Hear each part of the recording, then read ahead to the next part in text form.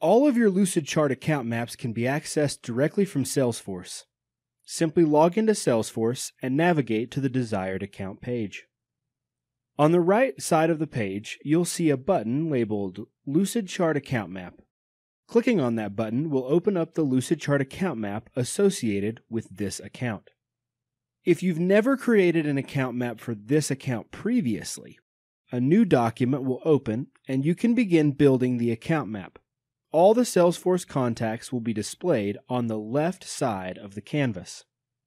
Any and all changes you make on this account will be automatically saved. And remember, the account map is always tied to the account in Salesforce. Anyone who has access to the account in Salesforce will be able to access the associated Lucidchart account map. Simply click the Lucidchart account map button in Salesforce.